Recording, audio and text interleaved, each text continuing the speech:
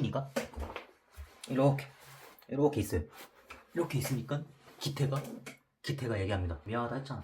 미안하다고 친구가 사과를 하면 받아야 될 거 아니야. 여기 뜨거운 우정으로 가득한 친구들이 있었다. 하지만 어느 순간 사소한 오해와 의사소통의 부재로 뜨거웠던 우정은 까맣게 다 타버렸다. 이들은 도대체 왜 이렇게 됐을까? 마술사의 재미있는 이야기 영화 파수꾼입니다. 윤성현 감독의 한국 영화 아카데미의 졸업 작품이라고 알려져 있는데요. 어떻게 보면은 상업적인 영화가 아니기 때문에 저예산으로 촬영을 했음에도 불구하고 굉장히 재미있어서 인상 깊게 봤던 기억이 납니다. 그래서 제 기억에 의존한 스토리이기 때문에 약간의 사실관계가 틀릴 수 있다는 점 양해 부탁드리면서 바로 시작해 보도록 하겠습니다. 영화의 시작 부분은 이렇습니다.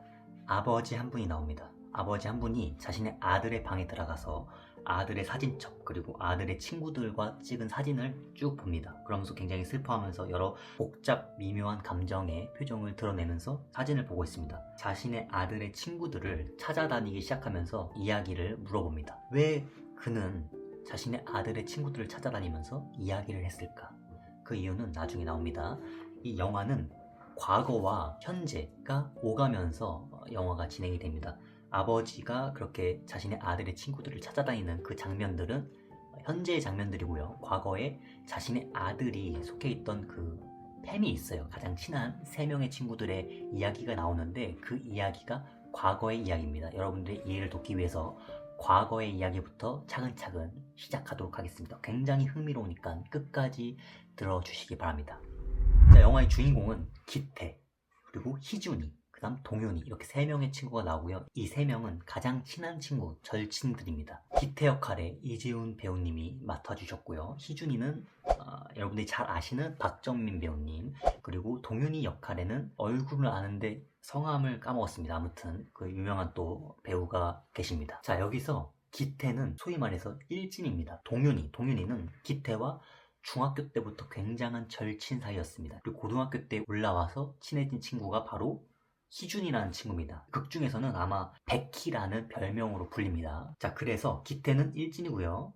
기태의 친구 동윤이도 일진에 버금가는 힘과 능력이 있습니다. 하지만 기태처럼 일진놀이를 그렇게 좋아하진 않아요. 그래서 그냥 친구들끼리 잘 어울리는 그런 친구라고 생각하시면 되고요. 희준이라는 친구는 어떻게 하다 보니까 친해지긴 했는데 성격이 소심한 편입니다. 그렇다고 또 완전 착하지도 않아. 약간 그런 느낌의 성격이라고 생각하시면 됩니다. 소심하지만 할 말은 다 못하지만 그렇다고 자존심이 없지 않은 그런 친구입니다. 이 3명은 주로 하던 게임이 여러분들 옛날에 그 야구공으로 캐치볼 많이 하셨던 거 기억나나요? 저도 친구들이랑 많이 했던 기억이 나는데 그 자이로볼이라고 메이저가 맞나? 아무튼 그 만화책이 있습니다. 야구 만화책. 초등학교 때 굉장히 유행을 해서 많이 봤던 기억이 나는데 자이로볼이라고 이 공을 던지면은 이 공의 회전이 총알처럼 걸리면서 처음 던지는 그 속력 그대로 마지막까지 꽂히는 그런 아무튼 그렇게 이 3명도 굉장히 재미있게 캐치볼 놀이를 하면서 우정을 돈독히 쌓았습니다. 그래서 그날도 어느 때와 같이 캐치볼 연습을 하면서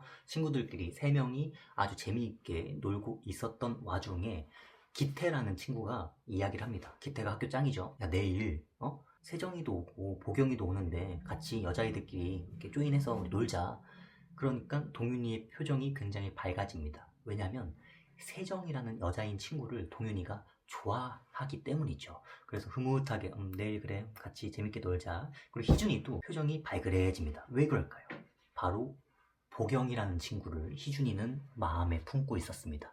그래서 기태가 얘기하죠. 야, 희준아, 너는 너무 자신감이 없어. 내가 하라는 대로 하면 돼. 남자는 자신감이야. 그냥 자신감 있게 했다. 밥 먹자, 데이트하자 하면 된다. 얘기를 하니까 희준이가 됐어, 뭘 그런 걸 해. 약간 이런 성격입니다. 할 말을 잘 못하지만 소심하지만 그렇다고 또 흑심이 없지는 않고 남성미가 또 있기도 한데 그렇다고 또 이렇게 자연스럽게 얘기하지는 못하는 그런 애매모호한 성격. 그래서 기태가 얘기합니다. 희준아, 내가 너네 이어줄 테니까 나만 믿고 따라와. 학교 짱이 그렇게 얘기하니까 희준이는 든든해진 거죠. 그래서 그 다음날 여자 3명, 한 명은 이쁘지 않은 여성의 외모가 있었기 때문에 남자 셋이 전혀 관심이 없었고요. 그리고 그 중에 한 명 보경이는 좀 이쁘게 생겼습니다. 세정이도 이쁘게 생기셨어요. 그래서 세정이는 동윤이와 짝이 잘 이루어져서 동윤이와 세정이는 데이트를 하면서 서로 호감의 상태에 들어가게 됩니다. 그래서 이 둘은 이어지고요.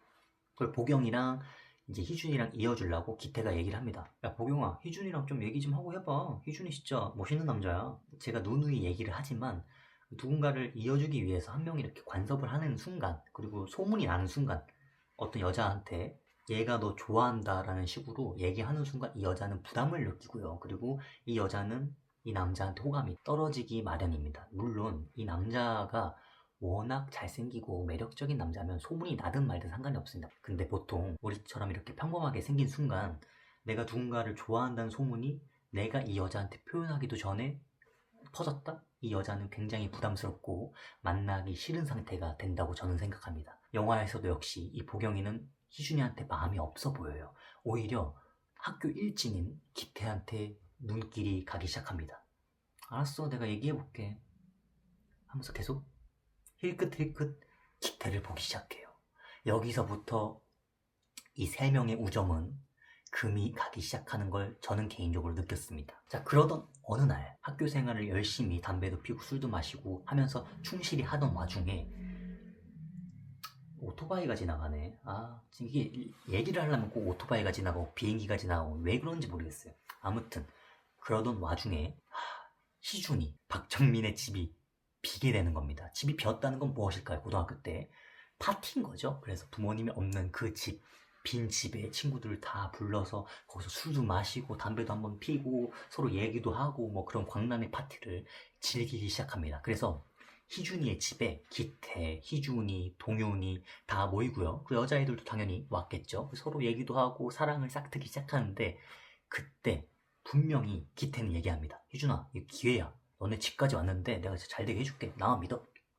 그래서 희준이도 뭐 그런 걸 해 라고는 하지만 내심 기대하고 있는 그런 심리 상태라고 기억을 해주시면 됩니다. 그래서 희준이가 탁 기대를 하면서 거실을 돌아다니면서 방을 딱 열려고 하는데 방문에 기태랑 그 여자 보경이랑 둘이 대화를 하고 있는 겁니다.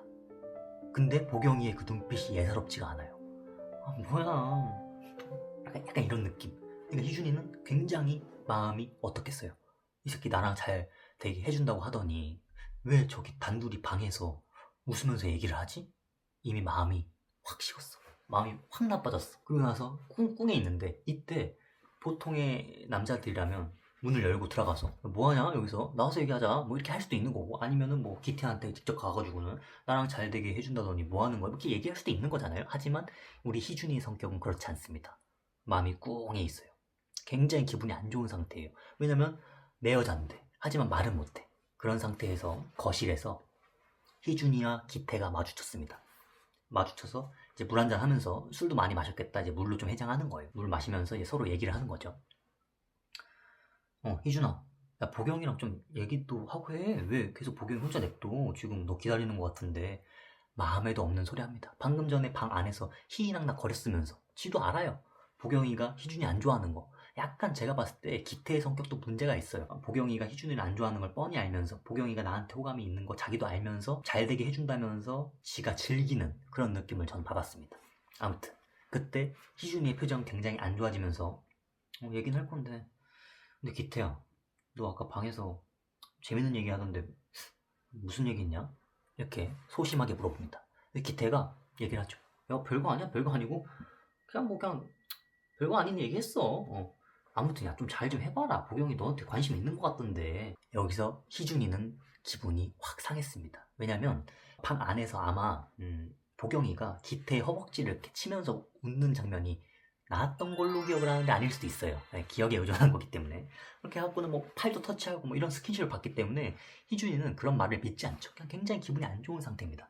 그래서 그때 이후로 희준이는 그 여자 문제 플러스 기태 행동이나 뭐 행실이 사실 좀 일방적이긴 해요. 기태는 일진 행세를 할 때 아이들을 어떻게 보면 좀 무력으로 다스리기도 하고 옛날에 보면은 우리들의 일그러진 영웅에서 엄석대처럼 좀 이렇게 친구들을 강압적으로 푸시하는 경우가 있어요. 그래서 그런 행동도 희준이가 점점 마음에 안 들어지기 시작하면서 플러스 알파 여자 문제도 껴있잖아요. 내가 좋아하는 여자 뭔가 기태가 가로챈 것 같기도 하고 그래서 희준이는 대화로 풀지 않고 소심한 복수를 하기 시작합니다. 기태가 예를 들어서 야 같이 뭐 매점 갈래? 했을 때 희준이가 얘기합니다. 아니 나 공부할 거야. 자 이때 기태는 어떻게 해야 되겠어요? 친구가 좀 삔또가 나간 것 같아. 그러면 와서 좀 풀어주기도 하고 아니면 무슨 일 있어? 아, 그때 뭐 보경이 때문에 그런 거야? 야 미안하다 내가 뭐 그러려고 그런 게 아니라 이렇게 풀든가 뭐 이런 식으로 다 갔어야 되는데 기태도 한성가를 해요. 기태는 무력으로 아이들과 친해졌기 때문에 그런 방법을 몰라요. 그래서 희준이가 그런 식으로 쌀쌀맞게 굴자 기태는 더 쌀쌀맞게 굽니다. 이 새끼가 친구 사이끼리 이런 식으로 나한테 기싸움을 하네? 라는 식으로 기태는 받아들이고 점점 희준이한테 강압적으로 대하기 시작합니다. 친구로서 대하는 게 아니라 강압적으로 야 놀자고 그냥 야 안 들려? 이런 식으로 강압적으로 들어가는 거죠. 희준이는 계속 그런 모습을 보면서 마음에 안 들어지기 시작합니다. 불과 한 일주일 전만 해도 캐치볼 하면서 서로 놀고 서로 집에 가서 담배도 같이 피우고 술도 같이 마시고 정말 절친이었거든요. 동윤이, 기태, 희준이. 하지만 여러 가지 감정에 휩싸이면서 이 둘의 사이는 기태와 희준이 이 둘의 사이는 점점 멀어지기 시작합니다. 기태는 자신의 엄마가 없고 가정 형편이 좋지 않은 거를 남들한테 알리고 싶지 않아 해요. 근데 자신의 가정 환경의 소문을 희준이가 냈다고 생각합니다. 그런 오해가 생겨요. 친구들이랑 같이 이렇게 웃으면서 떠들면서 막 얘기하던 와중에 갑자기 어떤 친구가 가정 환경에 대해서 이야기가 나왔을 때 기태를 보면서 살짝 눈치를 보면서 뭐 그런 과정을 기태가 기똥차게 알아보고 그 친구를 갖다 와서 불러요. 불른 다음에 야 너 가정 환경 얘기 나왔을 때 누나를 왜 그렇게 굴리냐? 하니까 그 친구가 기태가 무서우니까 사실대로 얘기해요. 사실 희준이랑 뭐 그런 얘기 했었다. 그래서 기태는 어떻게 보면 희준이한테 악감정도 좀 있고 서운한 점도 있고 뭐 여러 가지 감정들이 섞여 있었겠죠. 그런 오해가 쌓여있는 와중에 또 희준이도 기태한테 삔또가 나간 게 있으니까 서로 맞물려서 굉장히 서로 사이가 안 좋아지는 상태인 겁니다. 그래서 그 뒤로도 이것저것 계속 기태는 희준이를 괴롭히기 시작합니다. 그러다가 굉장한 일이 터졌습니다. 기태도 사실 정말 친한 친구였는데 이렇게 서로 기싸움하면서 불편하게 내가 괴롭히는 것도 한계가 있지. 좀 그냥 화를 풀었으면 좋겠는 거예요. 그래서 오해도 풀 겸 사과를 하러 갑니다. 야 베키. 베키가 희준이 별명입니다. 베키. 아니 미안하다.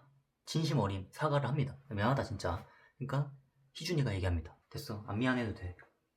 아니 화 안 났다니까? 아니 꼭 이런 애들이 있어요. 화 난 거 뻔히 하는데 화가 안 났대. 행동은 화난 것처럼 행동을 하면서 삐진 것처럼 행동을 하면서 자기 화 안 났대. 자기 안 삐졌대. 돌아버리는 거죠. 근데 사실 좀 더 성숙한 성인이라면 사과를 했어? 상대방이 화가 안 났대. 삐지지 않았대. 근데 행동은 화난 것 같아. 그럼 좀 기다려줄 줄 알아야 되거든요. 근데 기태는 그런 거를 배우지 못했습니다. 의사소통의 부재죠. 야, 내 미안하다 했잖아. 점점 기태도 약이 올랐습니다. 야, 앞으로 미안하다 했잖아 내가. 희준이가 얘기하죠. 됐다고. 아니 화 안 나는데 어떻게 화를 풀어? 어? 네가 사과할 게 없는데 내가 어떻게 사과를 받아? 그러니까 갑자기 기태가 야, 화 풀라고. 내가 미안하다 했지? 미안하다 했잖아. 점점 험악해지는 거죠. 근데 이 과정을 9호선 앞에서 싸우는 연인들처럼 사람들이 많은 복도에서 이렇게 싸움을 하기 시작합니다. 그러니까 희준이도 가뜩이나 소심한 성격인데 창피하죠. 이렇게 지금 약간 어떻게 보면 다구리를 당하고 있는 거니까. 그러니까 희준이가 이렇게 있어요. 이렇게 있으니까 기태가 얘기합니다. 야, 사과를 받아야 될 거 아니야. 미안하다 했잖아. 미안하다고 친구가 사과를 하면 받아야 될 거 아니야. 이렇게 하니까 희준이가 복도에서 완전 수모를 당한 거예요. 얼마나 창피해. 희준이는 싸움을 잘하는 성격도 아니기 때문에 그냥 굉장히 맞으면서 엄청난 수모를 당합니다. 얼마나 창피하고 여러 가지 감정이 들었겠어요. 여기서 사실 희준이는 이 감정, 이성의 끈이 놓아졌겠죠. 사실 뭐 친구로 돌아가는 건 힘들다고 보면 될 것 같은 그런 장면이죠. 그렇게 하고 나서 얼굴에 상처도 좀 생기고 뭐 하니까 동윤이가 이때 등장합니다. 동윤이가 희준이 얼굴을 보더니 야, 이거 누가 그랬어? 그래서 동윤이가 기태를 찾아갑니다. 찾아가서 얘기하죠. 야, 친구들끼리 왜 그러냐? 어? 무슨 일이야? 희준이한테 왜 그런 거야? 기태가 얘기합니다. 모르겠다. 좀 모르겠다고. 동윤이가 이 중간에서 역할을 잘 하기 위해서 뭐 얘기를 합니다. 그러지 말고 얘기해라. 어? 친구들끼리 왜 그래? 싸우면 안 되지. 그게 아니라 기어오르잖아. 그냥 내 맘대로 안 되니까 나도 모르겠어. 동윤이가 다시 한번 따끔하게 얘기합니다. 야, 진짜 친구들끼리 그러지 말자. 마지막으로 얘기한다. 그렇게 하지 마. 친구 때리는 거 진짜 아닌 것 같아. 뭐 이런 식으로 잘 타일러요. 잘 끝난 줄 알았는데 크나큰 감정의 골은 쉽게 풀어지지 않습니다. 여차저차 약간의 시간이 지나고 이미 희준이는 마음의 삔또가 상할 대로 상한 상태. 그리고 기태는 친구와의 관계가 조금 틀어지는 바람에 어떻게 보면 좀 더 난폭해지기 시작합니다. 친구들을 좀 더 많이 괴롭히게 되고 말도 좀 세게 나가게 되고 그렇게 여차저차 학교 생활을 잘 이어나가던 와중에 동윤이한테 한 소리도 들었겠다. 기태가 마음을 다 잡습니다. 다 잡고 오케이 이건 진짜 내가 압도적인 사과로 마음을 풀어줘야 되겠다 해서 근데 사실 사과 가지고 안 되긴 해. 왜냐면 뭐 싸대기도 때리고 복도에서 그렇게 수모를 줬는데 아무튼 자기 마음인 거죠. 일방적인 사과를 하러 갑니다. 왜냐면 내가 진짜 진심으로 사과하는 거니까 되겠지 이번에는 이런 생각으로 상대방의 마음을 좀 헤아리는 능력이 기태가 다소 떨어집니다. 그 상태에서 터벅터벅 또 걸어가요. 걸어간 다음에 희준이 앞에 자리를 잡습니다. 희준이가 이렇게 이어폰 꽂고 공부를 하고 있는데 그 앞에 기태가 딱 가더니 무슨 노래 듣냐? 아니 무슨 노래 듣냐고. 그래서 딱 앞에 앉아서 희준이한테 얘기를 하는 거죠. 내가 진짜 미안하다. 이제 우리 이런 거 그만하자. 이런 시시콜콜한 기싸움 그만하자. 이렇게 다시 얘기하는 거죠. 잘. 희준이가 얘기를 합니다. 야, 사과하지 마. 나 어차피 전학 갈 거고 내가 전학을 안 갈 거면 너한테 맞기 싫으니까 너한테 괴롭힘 당하기 싫으니까 네 사과를 받아주는 척 하겠지. 근데 나 다음 주면 어차피 전학 가. 네 새끼 때문에. 근데 내가 왜 네 사과를 받아야 될까? 도대체 이해를 못 하겠네? 그리고 잘 생각해봐. 다른 애들 네 친구들 같지? 네 친구들 아니야. 그냥 네 친구인 척 하는 거야. 네가 무서워서. 나도 마찬가지고. 나 고등학교 생활 내내 단 한 번도 네 친구라고 생각해 본 적 없어. 제발 꺼져. 야, 여기서 기태가 맛이 가죠. 여기서 자기가 한 번 더 참았어야 되는데 그럴 수 없죠. 왜냐면 말을 너무 심하게 했기 때문에 기태가 분명히 자기는 희준이한테 다가가기 전에 압도적인 사과를 해야지 마음을 먹고 갔습니다. 하지만 말을 이렇게 하는데 기태가 가만히 있겠어요? 그 성격에? 이 개새끼 하면서 싸대기 때리고 막 서로 싸우고 막 멱살 잡고 난리가 났죠. 그러니까 동윤이가 불이 났게 뒷문 열고 들어오더니 말립니다. 둘을 말립니다. 말려갖고는 동윤이가 기태한테 얘기하죠. 야 이 새끼야, 이 깡패 같은 새끼야. 친구를 그렇게 때리니까 좋아? 내가 분명히 얘기했지. 내가 한 30분 전에 얘기한 것 같은데 친구들끼리 싸우지 말라고. 병신 같은 새끼. 너는 새끼야, 깡패 새끼야. 이 새끼 친구도 아니야 이 새끼야. 둘을 떼어냅니다. 기태도 굉장히 서운하죠. 왜 이 새끼는 희준이 편만 들지? 동윤이는 폭력을 싫어합니다. 똑같이 양아치 무리해서 양아치 짓을 하지만 동윤이는 학교 폭력을 싫어해요. 그리고 약간 최대한 친구들끼리 우정 그런 걸 좀 중요시 여기는 사람이고 기태는 어떻게 보면 좀 더 양아치 기질이 강했던 거죠. 희준이는 굉장히 표정이 안 좋은 상태에서 뒷문으로 나가버립니다. 그리고 나서 당연히 화해는 전혀 되지 않은 상태에서 희준이는 전학을 가버립니다. 그렇게 시간이 흘러버리게 되죠. 기태는 친구들밖에 없어요. 왜냐면 부모님도 없고 여러 가지 가정 환경이 맞물려 있기 때문에 친구라는 존재가 기태한테 너무나도 중요한 그런 사람이었습니다. 기태란 사람이. 근데 희준이라는 절친이 떠나버렸고 누구 때문인지는 모르죠. 가해자와 피해자가 정확히 명확히 나오지 않는 영화입니다. 그래서 굉장히 기분도 안 좋고 그러다 보니까 학교 폭력도 더 심해지고 친구들을 괴롭히는 비중도 더 높아지고 말도 세게 나가고 기태가 더 막 나가기 시작합니다. 그러던 와중에 기태가 희준이가 전학 간 학교를 찾아가요. 찾아간 다음에 공을 던져줍니다. 우리 같이 캐치볼 하고 놀았던 그 야구공. 그 야구공이 아마 기태 엄마가 선물로 줬나 그럴 거예요. 그 소중한 선물의 공을 희준이한테 주면서 마지막으로 또 사과를 하는 거죠. 너 가져라. 그리고 이제 앞으로 잘 지내라. 이제 못 볼 거니까 마지막 인사를 하고 헤어집니다. 그렇게 본 게 기태의 마지막 모습이었어요. 희준이는. 왜 그럴까요? 그렇죠.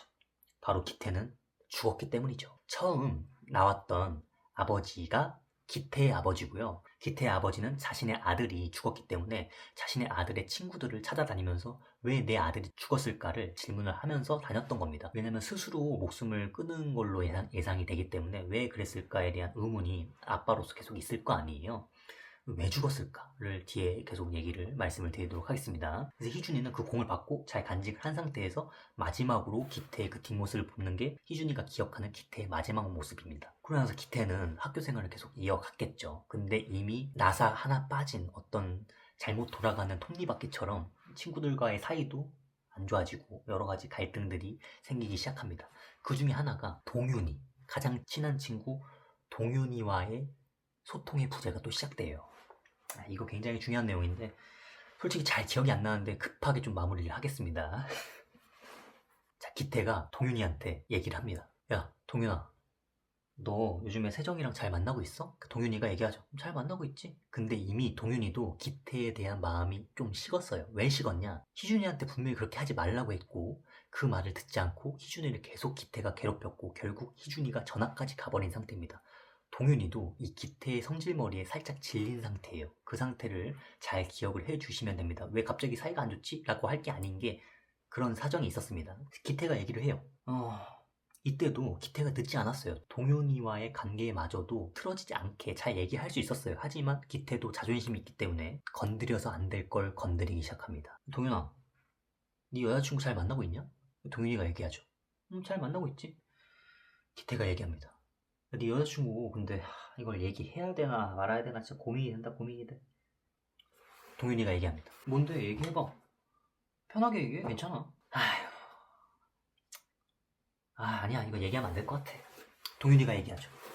얘기해봐. 뭔데? 기태가 얘기합니다. 네 여자친구 소문이 안 좋아. 전 학교에서 애를 5명이나 낳았다느니 네 세정이를 모르는 남자들이 없더라. 한 번씩은 다 거쳐갔나 봐. 이거 괜히 말했나. 이렇게 하니까 동윤이가 얘기합니다. 알아? 근데 만나는 거야. 알량한 자존심 때문에 동윤이도 좀 쿨한 척 하면서 얘기합니다. 그러니까 기태가 얘기합니다. 어우, 야, 다행이다. 난 진짜, 난 그런 여잔지 모르고 네가 만나는 줄 알고 친구로서 진짜 되게 걱정 많이 했거든. 괜히 고민했네. 이럴 줄 알았으면 좀 빨리 말해줄 걸겠다. 나 혼자 괜히 소갈이 했잖아. 서로 자존심 싸움, 그리고 말도 안 되는 이상한 말을 뱉기 시작하는 거죠. 세정이가 실제 그런 인물인지 아닌지는 모르는 겁니다. 소문이 그냥 그렇게 난 걸 수도 있고 그 소문을 기태가 만든 걸 수도 있고 그런 건 모르겠지만 사실은 중요하지 않습니다. 그런 얘기가 나와버렸다는 게 중요하죠. 안타깝기 그지였습니다. 동윤이가 이제 세정이랑 하교를 하면 항상 데이트를 즐겼기 때문에 세정이랑 데이트를 하는데 예전같이 즐길 수 없게 됐어요. 사실 기태한테 전달해 들은 소문일 뿐이고 실제가 아닐 확률이 훨씬 높잖아요. 그리고 내 여자친구인데 내가 잘 알지. 그런 행실을 한 여자친구였으면 진짜 저한테 한 행동을 보면 딱 알잖아요. 근데 그거를 세정이한테 어떻게 보면 조금 쌀쌀맞게 굴게 됩니다. 동윤이도 모르게.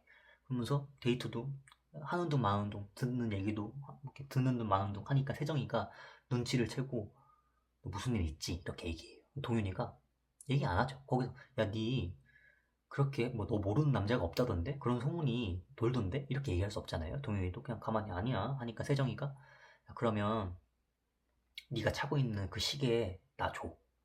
동윤이가 굉장히 아끼는 시계지만 세정이는 알았던 거예요. 뭔가 우리들의 마지막인가? 이런 생각이 들면서 그 시계라도 가지고 있으면 다음에라도 날 봐줄까봐. 이러쿵저러쿵 아무튼 시간이 흘러서 동윤이의 멘탈도 살짝 흔들리는 그런 와중에 갑자기 응급실에서 전화가 옵니다. 세정이가 자신의 몸을 자신이 훼손시키는 아주 극단적인 선택을 하게 됩니다. 그래서 응급실 그 링게로 꽂고 이렇게 쭉 누워있는 장면이 나옵니다.